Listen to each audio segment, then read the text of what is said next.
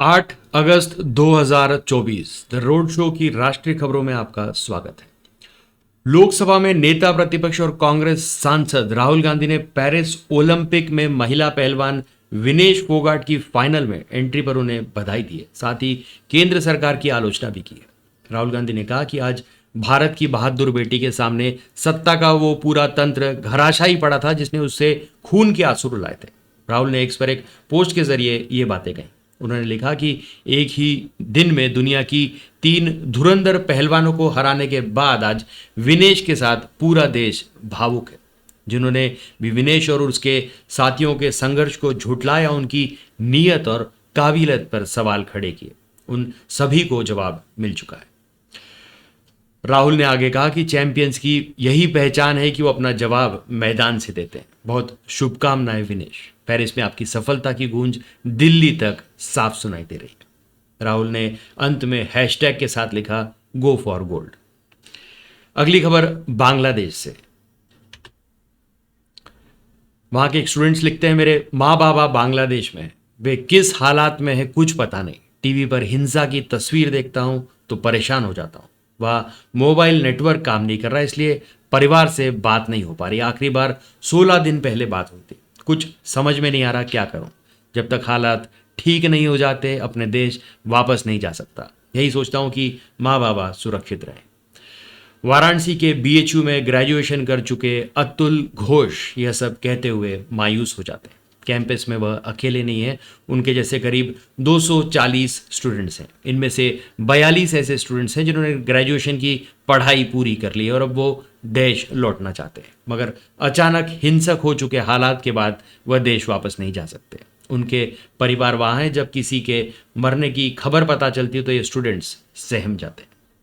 अगली खबर छत्तीसगढ़ लोक सेवा आयोग से।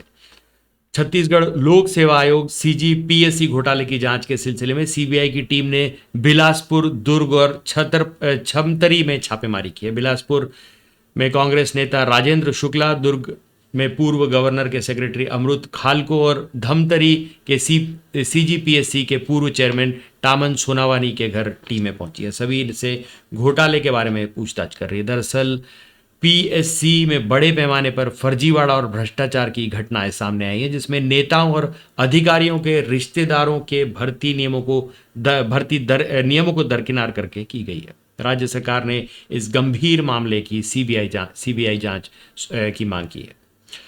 संसद के दोनों सदन में मानसून सत्र की कार्रवाई शुरू हो गई है। बुधवार 7 अगस्त को सत्र का 13वां दिन है। केंद्र सरकार आज मौजूदा वक्फ बोर्ड एक्ट में करीब 40 संशोधन के लिए बिल ला सकती है। अभी वक्फ के पास किसी भी जमीन को अपनी संपत्ति घोषित करने की शक्ति है। नए बिल में इस पर रोक लगाई जा सकती है। मंगलवार 6 अगस्त को विदेश मंत्री एस जयशंकर ने संसद के दोनों सदनों में बांग्लादेश के ताज़ा हालात पर बयान दिया था। उन्होंने कहा था कि पड़ोसी देश राजनीतिक संकट से जूझ रहा है, वहाँ के हालात भारत सरकार की उस पर नज़र है।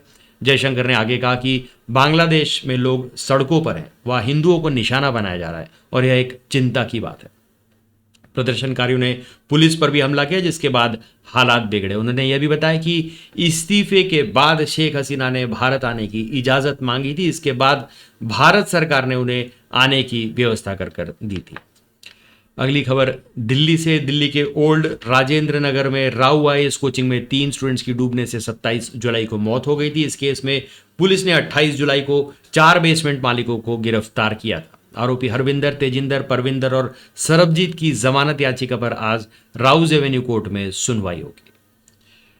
महाराष्ट्र विधानसभा चुनाव को लिए महाविकास अघाड़ी एमवीए की आज बैठक हुई। इसमें सीट शेयरिंग, चुनाव की रणनीति और मुख्यमंत्री के चेहरे को लेकर चर्चा की जाएगी। मीटिंग में शिवसेना, यूबीटी कांग्रेस, एनसीपी, शरद चंद्र पवार, तीनों प्रमुख पार्टी के वरिष्ठ नेता शामिल होंगे। इससे पहले 4 अगस्त को मुंबई में महाराष्ट्र कांग्रेस की बैठक हुई थी। इसको लेकर मुंबई कांग्रेस अध्यक्ष वर्षा गायकवाड़ ने कहा, महाविकास अघाड़ी की बैठक से पहले मुंबई में मुंबई कांग्रेस और महाराष्ट्र कांग्रेस की मीटिंग हुई। इस मीटिंग में महाराष्ट्र कांग्रेस प्रभारी रमेश चेन्नीथला के सामने विधानसभा चुनाव में पार्टी की रणनीति और मुद्दों पर चर्चा हुई। आगे उन्होंने कहा कि मुंबई को लेकर मेरी बात उद्धव ठाकरे से हुई है, बातचीत का दौर अभी शुरू है और हम लोग मिलकर चुनाव लड़ेंगे। अक्टूबर के महीने में महाराष्ट्र में विधानसभा चुनाव होने। राज्य में विधानसभा की 288 सीटें हैं। महाराष्ट्र में शिवसेना, यूबीटी, कांग्रेस और एनसीपी महाविकास अघाड़ी गठबंधन में। सुप्रीम कोर्ट आज 7 अगस्त को prevention of money laundering act PMLA पर 2022 में दिए गए अपने फैसले के खिलाफ दायर रिव्यू पिटीशन पर सुनवाई करेगी। इसमें ईसीआईआर ईडी की तरफ से दर्ज एफआईआर की रिपोर्ट, आरोपी को न देने के प्रावधान और खुद को निर्दोष साबित करने का जिम्मा आरोपी पर होने के प्रावधान का रिव्यू शामिल है। मामला जस्टिस सूर्यकांत, जस्टिस सीटी रवि कुमार और जस्टिस उज्जवल भुइयां की स्पेशल बेंच में दोपहर 2 बजे लिस्टेड है।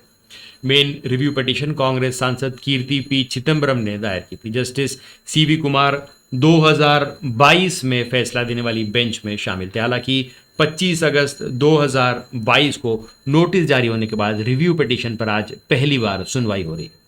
24 अगस्त 2022 को सुप्रीम कोर्ट ने कहा था कि हम काला धन और मनी लॉन्ड्रिंग रोकने के समर्थन में हैं, लेकिन हमें लगता है कि कुछ मुद्दों पर विचार करने की जरूरत है।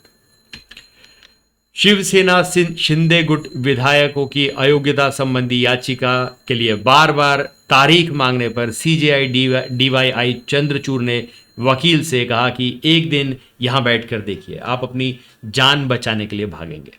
एनसीपी, एसपी और शिवसेना उद्धव गुट की 2 अलग अलग याचिकाओं के लिए तारीखें तय करते समय चीफ जस्टिस ने यह टिप्पणी की। महाराष्ट्र विधानसभा स्पीकर राहुल नार्वेकर के शिंदे गुट को असली शिवसेना घोषित किया था। इसके खिलाफ शिवसेना उद्धव गुट ने याचिका लगाई। वहीं एनसीपी शरद गुट ने अजीत पवार गुट को असली एनसीपी घोषित करने के लिए फैसले के खिलाफ पिटीशन दायर की थी। सुप्रीम कोर्ट ने मंगलवार 6 अगस्त को इंडियन मेडिकल एसोसिएशन आईएमए के अध्यक्ष डॉक्टर वीआर अशोकन ने एक इंटरव्यू के माफीनामे को लेकर सवाल किया है। कोर्ट ने पूछा कि क्या कोर्ट की अवमानना के लिए उन पर अखबार में पब्लिश हुआ जहां न्यूज एजेंसी पीटीआई को दिया गया इंटरव्यू प्रकाशित हुआ था। कोर्ट ने यह भी कहा कि अशोकन के खुद के पैसों से ये माफीनामा छपवाना चाहिए था, न कि आईएमए के फंड से। बेंच मामले में अगली सुनवाई 27 अगस्त को करेगी। आम आदमी पार्टी की राज्यसभा सांसद स्वाति मालीवाल मारपीट केस में पुलिस ने 16 जुलाई को 500 पन्नों की चार्जशीट दिल्ली हाईकोर्ट में पेश की। 7 अगस्त को इसकी डिटेल सामने आई। चार्जशीट में पुलिस ने लिखा, विभव कुमार ने स्वाति मालीवाल को 7 से 8 थप्पड़ मारे। मीडिया रिपोर्ट्स के मुताबिक चार्जशीट में लिखा है कि घटना के बाद विभव कुमार सीएम अरविंद केजरीवाल के साथ ही थे। आप नेता संजय सिंह और आतिशी ने शुरुआत में माना कि स्वाति के साथ गलत व्यवहार हुआ है, बाद में वो अपने बयान से पलट गए। पुलिस ने आरोप लगाया कि सीएम हाउस में क्राइम सीन के आसपास लगे सीसीटीवी कैमरे के डीवीआर जब्त किए जाने से पहले कुछ फुटेज मीडिया में लीक हो गए थे। पुलिस ने कहा कि सीएम का वहां मौजूद होना, आप नेताओं का बयान बदलना और सीसीटीवी लीक होना, यह सब बड़ी साजिश और संदेह पैदा करता है। तो आज के लिए बस इतना ही। तब तक के लिए हंसते रहें, मुस्कुराते रहें, स्वस्थ रहें, व्यस्त रहें और मस्त रहें। जी हाँ, चैनल को भी जरूर सब्सक्राइब करें। धन्यवाद।